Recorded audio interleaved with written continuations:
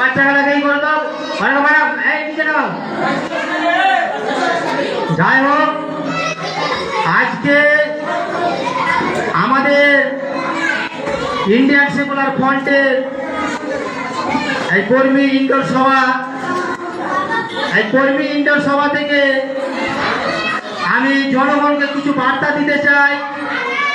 কারণটা হচ্ছে, আমরা বিগত দিনগুলোতে দেখেছি কংগ্রেস সিপিএমকে তারা যে রাজ করে গেছে, তাদের অন্যায় অত্যাচার জুলুম না সহ্য করতে পেরে এই পশ্চিম বাংলার জনগণ এই শাসক দল টিএমসি দলকে, মমতা ব্যানার্জিকে দুহাত তুলে ভোট দিয়েছিল।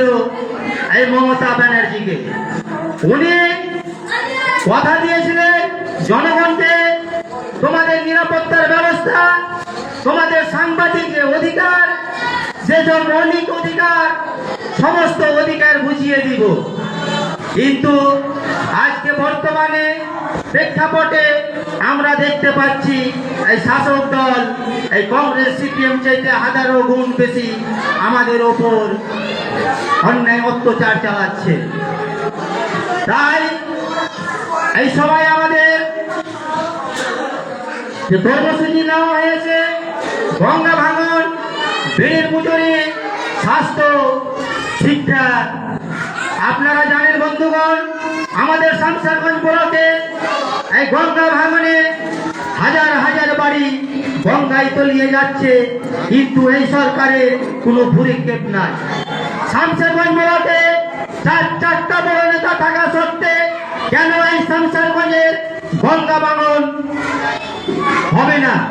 হাজার হাজার বাড়ি তলিয়ে যাচ্ছে, সেই সব গরিব মানুষ গাছের তলায় বারান্দাতে কাউরি বসবাস করছে, কিন্তু সরকারের তরফ থেকে এখন অবধি তাদের কোনো ব্যবস্থা করা হলো না।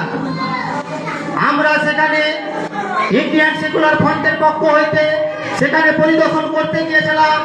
সেখানে তাদের কান্না, চোখের পানি দেখেছিলাম, তাদেরকে আশ্বাস দিয়েছিলাম, ভাই, বাবা, মা, আমরা পাওয়ারে আসতে পারিনি, তবে আমরা কথা দিলাম এই শামসারগঞ্জের লোককে, শামসারগঞ্জের গঙ্গা ভাঙনবাসীকে, আমরা আমাদের নেতায় ইন্ডিয়ান সেকুলার ফ্রন্টের নওশাদ সিদ্দিকী, উনাকে এই আমরা রিপোর্ট তুলে ধরবো। আমরা সেখানে রিপোর্ট তুলে ধরেছিলাম। উনি সেই বিধানসভায় জোরদার ভাবে টেবিল থাকিয়ে বলেছেন যে আমাদের শামসারগঞ্জ ব্লকে যে গঙ্গা ভাঙন কেন হচ্ছে না, তার জন্য গঙ্গা ভাঙন এটা করতে হবে কংক্রিটের মাধ্যমে। এখানে অনেক নেতা এসেছিল, সিপিএম থেকে, কংগ্রেস থেকে, তৃণমূল অনেক মিছিল করেছে, কিন্তু গরিব মানুষের জন্য তারা কথা ওঠেনি। আমাদের এই শামসারগঞ্জ এলাকা বিড়ি শ্রমিক এলাকা, এখানে বিড়ির ওপর নির্ভরশীল। বিড়ির রেট হচ্ছে সরকারি রেট 244 টাকা, 267 টাকা 44 পয়সা, কিন্তু আমরা দেখছি এই আমাদের গ্রামে, আমাদের শামসারগঞ্জ অঞ্চলে এরা 170 থেকে 80 টাকা দিচ্ছে, এখানে পুরো 100 টাকাতে ডিলেট করে দিচ্ছে। এর জবাব এই শামসারগঞ্জবাসীকে আমরা বার্তা পাঠাচ্ছি। আমার নওশাদ ভাই প্রত্যেকটা সবাই জানিয়ে দিচ্ছে। আজকে আমরা দেখতে পাচ্ছি চারদিকে আমাদের নওশাদ ভাই প্রত্যেকটা সভাতে এই জনগণের যে অধিকার খেলা তুলে ধরছে, তখন দেখা যাচ্ছে এই জনগণ সব ঝাঁকে ঝাঁকে আমাদের দলে ঢুকছে। তখন এই মমতা ব্যানার্জির কিন্তু মাথা হয়ে গেছে খারাপ। এই নওশাদ ভাই যেভাবে আন্দোলন করছে, এটা তো রুখা যাবে না। তার জন্য কি করতে হবে? ওর কর্মী কাটারকে প্রশাসন দিয়ে ওখানে রুখা যাক, মাস্টার দিয়ে রুখা যাক। এইভাবে যে রাজনীতি করছে, কিন্তু মমতা ব্যানার্জি কখনোই পারবে না। আজকে সারা পশ্চিম বাংলার জনগণ আজকে তোলপাড় হয়ে আমাদের দলে ঝাঁকে ঝাঁকে আসছে, কারণ এই মমতা ব্যানার্জির অন্যায় অত্যাচার যে চালাচ্ছে, মানুষকে শোষণ করছে, তার জন্য আজকে জনগণ আপনার রুখে দাঁড়াচ্ছে। আমরা দেখেছি আরো আমাদের এলাকার, আমাদের মুর্শিদাবাদের লোকের কর্ম না থাকার কারণে তারা বিদেশ যাচ্ছে খাটতে, সেই বিদেশে যে তাদের কোনো নিরাপত্তা পাচ্ছে না। আমরা হচ্ছি বাংলা ভাষী, সেখানে বাংলা ভাষা বলতে যে সেখানে তারাকে বাংলাদেশি বলে অ্যারেস্ট করা হয়েছে, কিন্তু সরকারের কোনো ভ্রুক্ষেপ নাই। আমার নওশাদ ভাই সেখানে দাবি রেখেছে ওখানে বাংলা ভাষী বহুভাষী একটা অফিস করা দরকার, কারণ আমার বাংলা থেকে যারা খাটতে গেছে তারা অন্য ভাষা না জানার কারণে তারাকে অ্যারেস্ট করা হচ্ছে, তার জন্য করার দরকার। আরো দেখেছি আমরা সেই সব শ্রমিক যারা সেখানে মারা যাচ্ছে, লাশে বাড়ি আসবে, তার কোনো নিরাপত্তা নেই, সরকারের কোনো মাথা ব্যথা নাই। কিন্তু আমার নওশাদ ভাই সেখানে আন্দোলন করেছে। আপনারা জানেন কিছুদিন আগে পর্যায় শ্রমিক যে কাঠগালা হলো, একমাত্র আমার এই নওশাদ ভাইয়ের হুঙ্কারের মাধ্যমে করতে বাধ্য হয়েছে এই মমতা ব্যানার্জি এই শ্রমিক কার্ড। কারণ আমাদের শ্রমিকরা খাটতে যাচ্ছে, ওখানে মরছে, ব্যবস্থা কোনো নিচ্ছে না। তার জন্য আমি এই সরকারের কাছে আমার আবেদন, ওখানে আমাদের যদি কোনো লেবার মারা যায় তার বাড়ি পৌঁছে দেওয়ার তার দায়িত্ব তাকে পালন করতে হবে।